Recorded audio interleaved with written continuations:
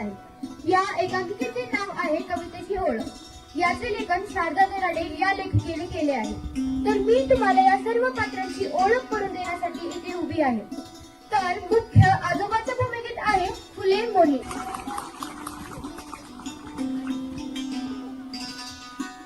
अरे अरे अरे कोण सांगितलं रे तुम्हाला हे? आजीच्या भूमिकेत आहे पटेल नुरा। अरे फार सोपे आहे ते, तू ताण घेऊ नकोस, थांबे आले। आईच्या भूमिकेत आहे माने ऐश्वर्या। अरे अरे आमचा सुधीर दिसला का रे कुठे? हे सुधीर इकडे आण ते दूध घे। बाबाच्या भूमिकेत आहे माने प्राची। अगं आई पटकन खायला दे ना गं काही, मला ऑफिसला जाण्याची घाई आहे, नाहीतर बस करून देणार नाही सही।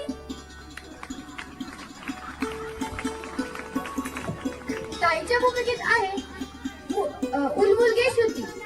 दूर करून सुधीरची नाराजी कवितेत मानंत माझी आई आहे का घरात पिठाची सुधी?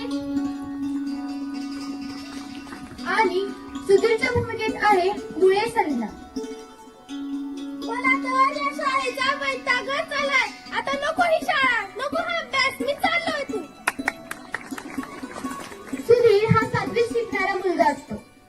त्याला त्याचे शिक्षक काव्य प्रतिभा वाढवण्यासाठी तुम्ही केलेले प्रयत्न हा प्रकल्प देतात, पण तो त्याला प्रकल्प समजतच नाही आणि त्याच्या डोक्याला ताण येतो।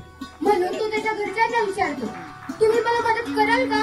म्हणून सगळी जण घरचे त्याला मदत करतात। चला तर पाहू मग पुढे काय घडते।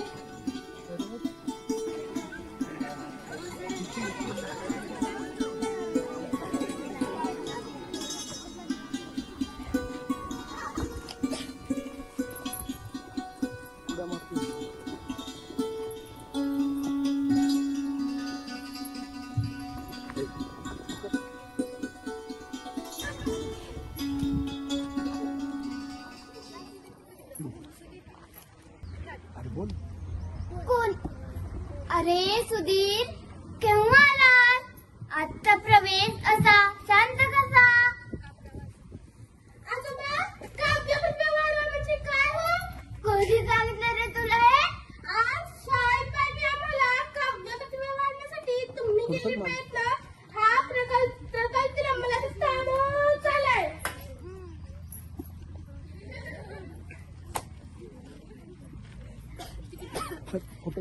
अरे फार सोपे आहे ते, कविता करण्याची, समजून घेण्याची अक्कल शक्ती वाढणं म्हणजे काव्य प्रतिभा वाढणं। ह्याचाच तू प्रयत्न करणार आहेस ना? हे सांगितलंय ना बाईंनी, पण मी हे कसं करू? समजून घेण्याची अक्कल शक्ती वाढणं म्हणजे काव्य प्रतिभा वाढणं। ह्याचाच तू प्रयत्न करणार आहेस ना? हे सांगितलंय ना बाईंनी, पण मी हे कसं करू? अरे काळजी करू नकोस, यासाठी आपण सगळे मिळून प्रयत्न करू। हे म्हातारीही तुला मदत करेल, म्हणजे तुझी काव्य प्रतिभाही वाढेल आणि कविता घडेल, कवितेचे आकलन होणे म्हणजे हेही तुला समजेल।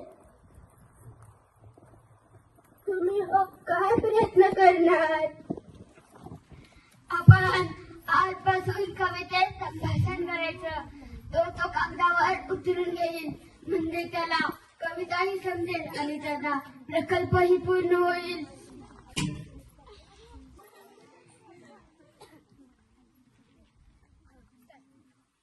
आलं का ग माय माझं बाळा, हात पाय धु आणि दूध घे। काय ग माय, जा बघा जा, किती लहान असते माझी आई।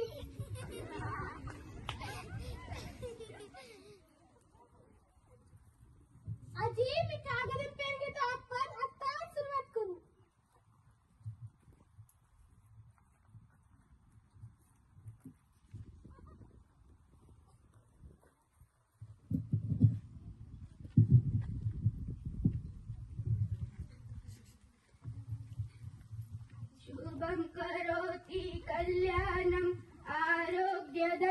संपदा शत्रु बुद्धी विनाशाय दीपक ज्योती नमस्ते.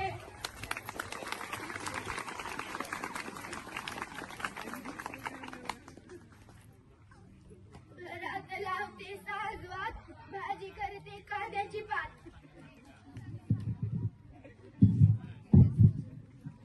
नको बनू तू भाजी कांद्याची पात. म्हाताऱ्याचा वाटतो वाट. नको बनू तू भाजी कांद्याची पात. कधीतरी कशाला म्हणता का हो, मी सांगते भाजीला नेहमी देता खो. ए माझी सुपर आजी, तुला आवडेल ती कर भाजी. तू बनव भाजी छान छान चवळी. ए सुधीर, आंध्रेकडे दाताची कवळी. बर बाई, तुमची इच्छा हाल त्यास भाजी करते चवळीची खास.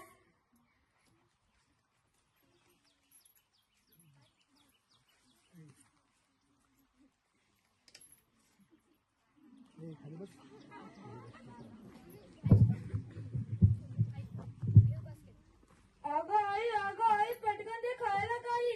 मला ऑफिसला जाण्याची घाई नाही तर बस करून देणार नाही सही. कसली घाई आणि कसली सही, आजीने दिली चपाती दही. काय बाई कवितेची कमाल. बोलताना आणि हसताना तोंडावर धरून रुमाल. आता सोड रे घराचा पाश, ऑफिसला जा सावकाश. मला द्या काठी आणि चप्पल. कोटाचं जोडून द्या तुटलेलं बक्कल. या म्हाताऱ्याला काही समजतच नाही बाई, तोडून ठेवतात काही ना काही. आई, तुम्ही बाबांवर चिडू नका. रागाचा तुम्ही सोडा आहे का. म्हणे रागाचा सोडा आहे का, कामाचं काम घेतला ते का. शिवण काम शिकलीस पण बक्कल लावलं चुकली. चिडता का हो माझ्यावर. माया करावी सर्वांवर. तुम्ही भांडण ऐकून येते रडू. लहानपणी मोठा घास, त्या करतेला भाजीचा सुटलाय वास. बरे का आजोबांना ती दूर करू सुधीरची नाराजी. कवितेत मारेल तो बाजी. आई आहे का घरात पिठाची सोजी. सोजी तुला हवी तरी कशाला. लाडू खाती बशी ठेवते सुशाला. काय बाई आजकालच्या सुना, आम्ही आमच्या काळी तर आमच्या सासूबाईला जाग्यावर उठून बी देत नव्हतो.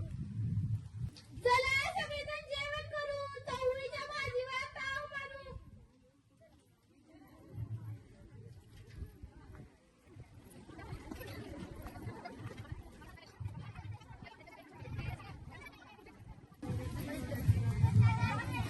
रात्र झाली आता झोपा, उघडून सकाळी कवितेचा खोपा.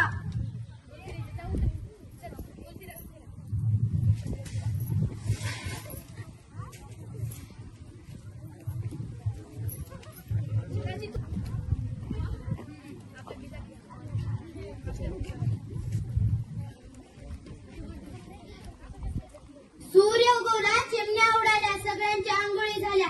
हवा सुटली गार गार. आंघोळीचे पाणी केले गरम फार.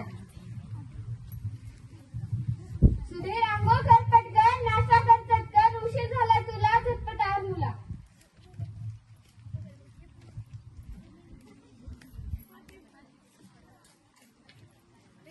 आजोबाला द्या सुटर आणि मफलर, कान टोपी, थंडीपासून बचावाची हीच युक्ती सोपी. सुधीर लिहून घे नीट. यमक जायला हवे पीठ. शब्दाचे यमक हवे नीट तरच बनते कविता ती. कामाचा आला कंटाळा. द्या थोडी पाणी टाकून वाळा.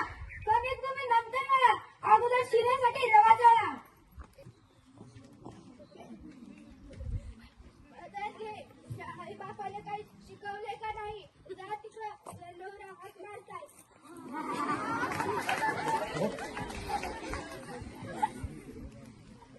तोंड धुवा. आंघोळ करा. खा गरम शिरा.